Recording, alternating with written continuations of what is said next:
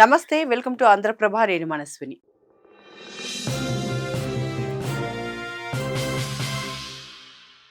భారత ప్రధాని మోదీ ఒమన్లో పర్యటించిన సంగతి తెలిసిందే. ఈ పర్యటనలో భాగంగా ఇరు దేశాల మధ్య సమగ్ర ఆర్థిక భాగస్వామ్య ఒప్పందం కుదిరింది. దీని ద్వారా రెండు దేశాల మధ్య వాణిజ్యం, సేవల రంగంలో మరింత సహకారం పెరుగుతుంది. దీంతో పాటు ఎవరికి తెలియని మరో డీల్ కూడా జరిగింది. అదే దుక్ము పోర్టు ఒప్పందం.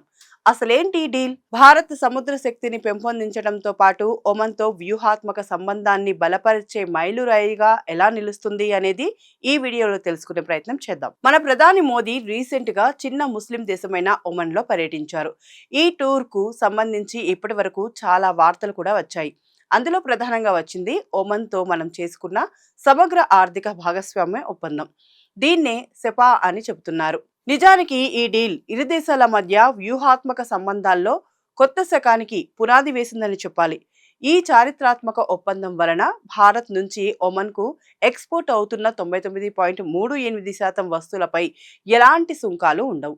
అంతేకాదు ఆభరణాలు, రత్నాలు, తోలు, క్రీడా, ఇంజనీరింగ్ ప్రొడక్ట్స్, టెక్స్టైల్స్ తో పాటు వ్యవసాయ ఉత్పత్తులు, ఔషధాలు వంటి పలు రంగాలకు భారీ ప్రయోజనం చేకూరుతుంది. కానీ ఇక్కడ మరో కీలకమైన విషయం ఉంది. దాని గురించి చాలా మందికి ఇప్పటి వరకు తెలియదు. ఇంతకీ అదేంటంటే, భారత్ నౌకాదళం ఒమన్లో కొత్త స్థావరాన్ని ఏర్పాటు చేయనుంది. ఒమన్లో ఉన్న దుక్ము అనే పోర్ట్లో మన నేవీ చిన్న స్థావరాన్ని ఏర్పాటు చేసుకోవడానికి ఒమన్ సుల్తాన్ అయినటువంటి హైతమ్ బిన్ తారిక్ అల్ సైద్ పర్మిషన్ ఇచ్చారు. దీని ప్రకారం మన యుద్ధ నౌకలను అక్కడ ఆపుకోవచ్చు. రీఫ్యూయల్ అంటే ఇంధనాన్ని నింపుకోవచ్చు. ఒక మాటలో చెప్పాలంటే నౌకలకు ఇది కావాల్సిన ఎలాంటి సహాయాన్ని అయినా ఒమన్ నుంచి పొందవచ్చు. ఎందుకంటే ఈ దుక్ము పోర్ట్ లో హిందూ మహాసముద్రంలోకి ప్రవేశించే చోక్ పాయింట్స్ లో స్ట్రెయిట్ ఆఫ్ హార్మోజ్ కు చాలా దగ్గరగా ఉంటుంది. కాబట్టి సైనిక నౌకలపై నిఘా పెట్టడానికి అనువుగా ఉంటుంది. ఆసియా, యూరప్ మధ్య వాణిజ్య మార్గంలో వ్యూహాత్మకంగా ఉన్న ఈ దుక్ము పోర్ట్ హార్మోజ్ జలసంధికి వెలుపల ఉండటం వలన భౌగోళిక రాజకీయంగా చాలా ముఖ్యమైంది. చబహార్ పోర్టుకు ప్రత్యామ్నాయంగా భారత సైనిక నౌకల నిర్వహణకు, మరీ ముఖ్యంగా శత్రువుల కదలికలను పసిగట్టవచ్చు. చైనా, పాకిస్తాన్ వంటి ప్రత్యర్థి దేశాలు చేసే కుటిల ప్రయత్నాలను అడ్డుకునే అవకాశాలు ఉంటాయి. అంతేకాదు దుక్ము పోర్టుకు గ్వాదర్ పోర్టు కూడా చాలా దగ్గరగా ఉంటుంది. ఇది పాకిస్తాన్లోని బలూచిస్తాన్లో ఉన్న ముఖ్యమైన పోర్ట్.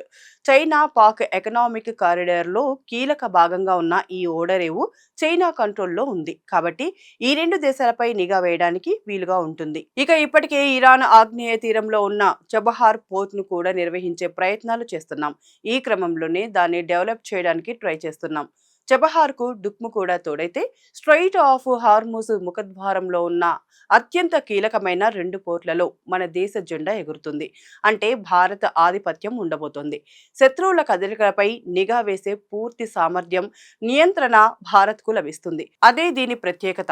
అయితే ఇరాన్లో చబహార్ పోర్టుపై అగ్రరాజ్యం అమెరికా ఆంక్షలు కొంతవరకు ఉండొచ్చు. లేదంటే ఈ ప్రాంతంలో ఉన్న ఆందోళనకరమైన సామాజిక, రాజకీయ పరిస్థితుల ప్రభావం కూడా కొంతవరకు ఉండే ఛాన్స్ ఉంది. కానీ దుక్ము పోర్టు విషయంలో ఎలాంటి తలనొప్పులు ఉండవు. మొత్తంగా దుక్ము పోర్టు భారత్ చేతికి రావడం పాకిస్తాన్ కు గట్టి ఎదురు దెబ్బ.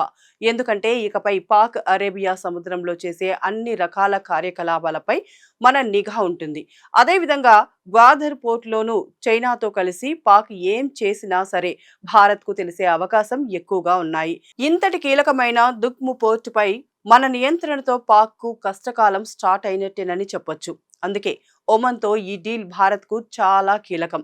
నిజానికి ఒమన్తో మనకు త్రివిధ దళాల సైనిక విన్యాసాలు ప్రతి ఏడాది క్రమబద్ధంగా జరుగుతాయి.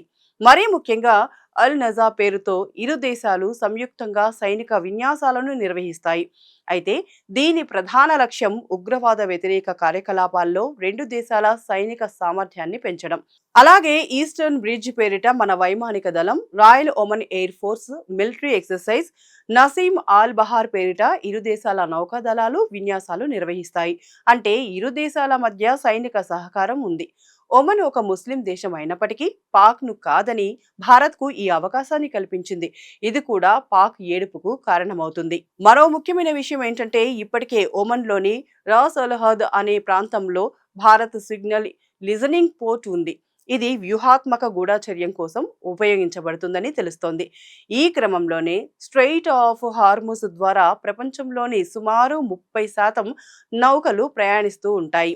వీటికి సంబంధించి జరిగే సాంకేతిక సంభాషణలు, రహస్య సంభాషణలు, కోడ్ లాంగ్వేజ్లోని సమాచారంతో పాటు మన శత్రు దేశాలైన పాక్, చైనా చేసే రహస్య కార్యకలాపాల గురించి తెలుసుకోవచ్చు. అంటే ఇప్పటికే ఉన్న సిగ్నల్ లిజనింగ్ పోస్ట్ కు ఇప్పుడు డుక్ము పోర్ట్ కూడా తోడైంది. మన నౌకాదళం దీన్ని ఉపయోగించుకుంటే భవిష్యత్తులో హిందూ మహాసముద్రంలోని జలాల భద్రతలో భారత్ కు చాలా పెద్ద అడుగుగా నిలుస్తుంది. మొత్తంగా ఒక మాటలో చెప్పాలంటే హిందూ మహాసముద్ర జలాలలో చైనా, పాకిస్తాన్ కు చెక్ పెట్టే ఆయుధంగా దుక్ము పోర్టు నిలుస్తుంది. భారత్ ఈ పోర్ట్ ను తమ నావికాదళ కార్యకలాపాలతో పాటు వాణిజ్యం కోసం ఉపయోగించుకోనుంది.